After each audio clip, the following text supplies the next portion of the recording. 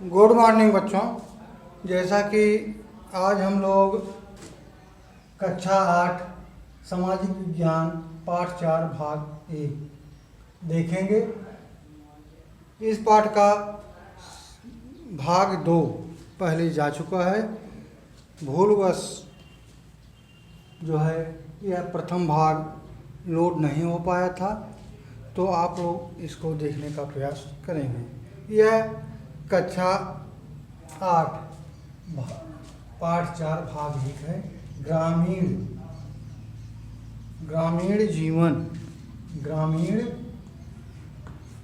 जीवन एवं समाज। तो आज हम पाठ 4 में ग्रामीण जीवन और समाज के बारे में बात करेंगे। ईस्ट इंडिया कंपनी का मूल उद्देश्य भारत में व्यापार करना था और अधिकाधिक लाभ कमाना था, किंतु उस समय की अव्यवस्थाएं, राजनीतिक परिस्थितियों और अपने स्वार्थपूर्ण उद्देश्यों से प्रभावित होकर इसने भारतीय राजनीति में सक्रिय भाग लेना शुरू कर दिया। ये जो यूरोपीय शक्तियां थी, ये भारत में अपना उद्देश्य व्यापार करने के मकसद से आई थी, उद्देश्य से आई थी। लेकिन यहाँ पर जब उन्होंने यहाँ की राजनीतिक, आर्थिक, सामाजिक अवस्थाओं को व्यवस्थाओं को देखा, तो उसमें यहाँ की राजनीति में भी दिलचस्पी लेना, दखलंदाजी देना शुरू कर दिया। अंग्रेज भारत में अपना राजनीतिक प्रभुत्व काम करने में सफल हो गया और सन 1757 में प्लासी के युद्ध में सफलता के बाद यह व्यापारिक कंपनी एक राजनीतिक कंपनी बन गई। जो ईस्ट इंडिया कंपनी भारत में व्यापार करने आई थी, इसने यहाँ के तत्कालीन परिस्थितियों का लाभ उठाते हुए यहाँ के राजनीति में दखलंदाजी शुरू किया और सन 1757 में प्लासी के युद्ध में सफलता प्राप्त करके और एक राजनीतिक शक्ति बन गई, राजनीतिक कंपनी बन गई। इसके भारत के साथ संबंध एक बड़े परिवर्तन के साक्षी बने। अब कंपनी बंगाल पर हुए अपने राजनीतिक नियंत्रण का उपयोग भारत में अपने व्यापार के विस्तार के लिए शुरू कर दिया। बंगाल से प्राप्त होने वाली आय को भारतीय वस्तुओं के निर्यात में निवेश किया गया। अब देखें, यह सब तो होता रहेगा, इसके साथ ही हम कुछ मूल बिंदु देखते हैं। जब 1757 में प्लासी के युद्ध में अंग्रेज जीत गए, विजयी हुए, तो ये व्यापार में अपने आधिपत्य का उपयोग करने लगे और हम इस पाठ के कुछ महत्वपूर्ण तथ्यों को जानने का प्रयास करेंगे, जो कि ब्लैक बोर्ड पर लिखित है और आप इन तथ्यों को अपने नोटबुक में लिख लेंगे तथा याद भी कर लेंगे। तो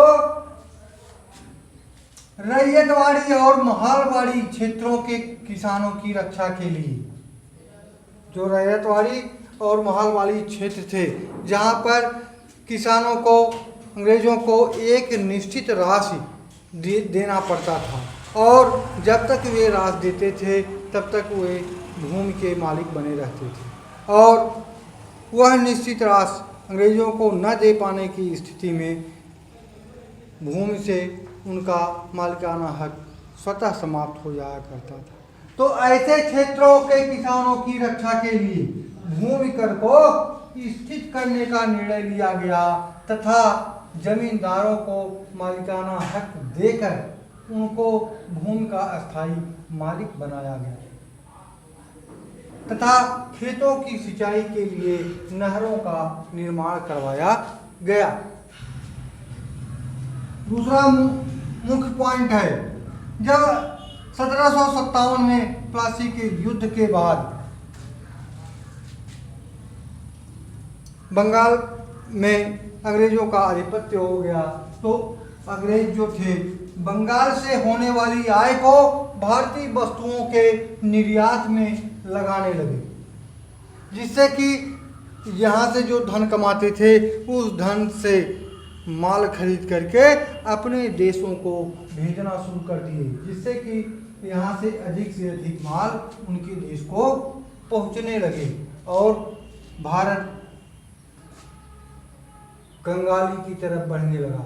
कंपनी ने बंगाल के बुनकरों को अपने उत्पाद सस्ते तथा अपनी मनमर्जी के कीमतों पर बेचने के लिए बाध्य किया। एक तो यहाँ से माल को अपने देश को भेजते थे तथा यहाँ के जो मजदूर किसान थे उन पर प्रतिबंध लगा दिया और वे जिस दाम पर चाहते थे उस दाम पर उनको अपनी वस्तुएं, भारतीयों को अपनी वस्तुएं अंग्रेजों को औने पौने या उनकी इच्छा अनुसार दामों पर देना पड़ता था, क्योंकि अंग्रेज इसके लिए उन्हें बाध्य करते थे। कंपनी ने बंगाल के शिल्पकारों को ऊंची मजदूरी देने पर प्रतिबंध लगा दिया और बंगाल के जो शिल्पकार थे, भवन आदि निर्माता थे, उनको ऊंची मजदूरी देने पर रोक लगा दिया तथा कम मजदूरी पर उनसे काम लिया जाने लगा। अगला पॉइंट है नील क्या है। नील एक वाणिज्यिक उपज थी जिसकी खेती से बागान मालिकों को पर्याप्त लाभ होता था।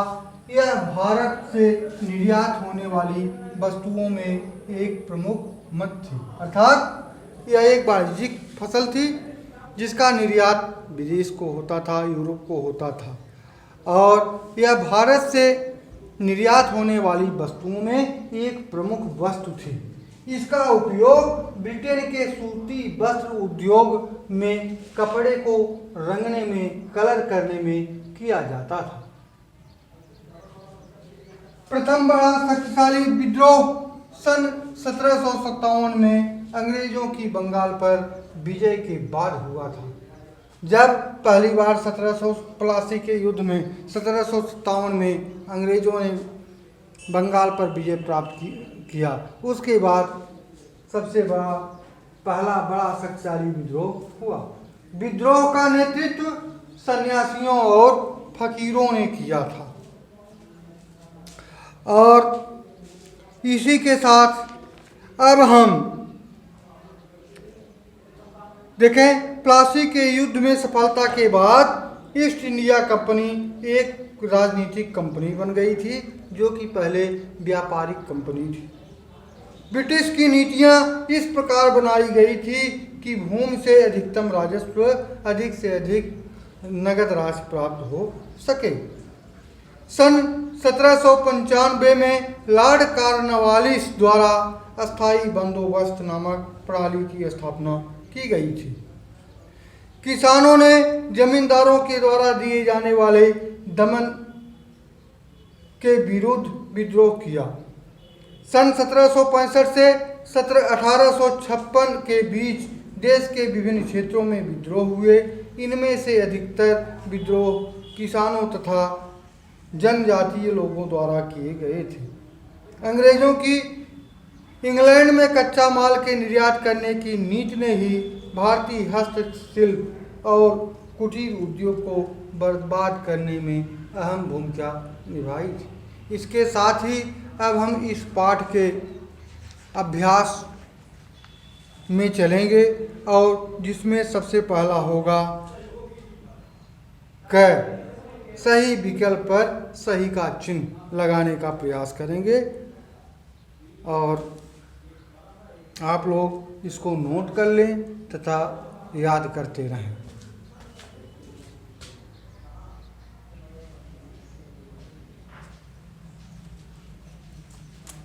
हाँ तो बच्चों, हम ग्रामीण जीवन एवं समाज पाठ 4 के पहले वीडियो के पहले भाग में सही विकल्प पर सही का चिन्ह लगाने का प्रयास करेंगे। पहला क्वेश्चन है, ईस्ट इंडिया कंपनी का भारत में आने का मुख्य उद्देश्य क्या था? राजनीति करना, व्यापार करना, भ्रष्टाचार करना या लूटपाट करना? तो इसका सही आंसर है व्यापार करना। अर्थात ईस्ट इंडिया कंपनी भारत में व्यापार करने के मुख्य उद्देश्य के साथ आई थी। दूसरा क्वेश्चन है, किस शताब्दी के अंत तक साहूकार ग्रामीण क्षेत्रों के लिए गंभीर अभिशाप बन गए थे? 17वीं शताब्दी, 18वीं शताब्दी, 19वीं शताब्दी या 16वीं शताब्दी? इसका आंसर है ऑप्शन नंबर 3, 19वीं शताब्दी। अर्थात 19वीं शताब्दी के अंत तक साहूकार ग्रामीण क्षेत्रों के लिए गंभीर अभिशाप बन गए थे। तीसरा क्वेश्चन है, बिरसा मुंडा के नेतृत्व में हुए विद्रोह को किस सन में कुचल दिया गया? Option number 1 1890, option number 2 1880, option number 3 1895, option number 4 1896। तो इसका आंसर है ऑप्शन नंबर 1 1890। तो इस पर हम सही का चिन्ह लगा लेंगे। अर्थात बिरसा मुंडा के नेतृत्व में हुए विद्रोह को सन 1890 में कुचल दिया गया था। नंबर 4 है क्वेश्चन नंबर 4, अस्थाई बंदोबस्त नामक प्रणाली की स्थापना किसने किया? स्थापना की या किसने किया? वारेन हेस्टिंग्स ने, क्लाइव ने, लॉर्ड कॉर्नवालिस ने या चौथा है लॉर्ड डलहौजी ने? तो इसका ऑप्शन नंबर 3 लॉर्ड कॉर्नवालिस सही है। इस पे हम सही का चिन्ह लगा लेंगे। अर्थात अस्थाई बंदोबस्त नामक प्रणाली की स्थापना लॉर्ड कॉर्नवालिस ने किया था।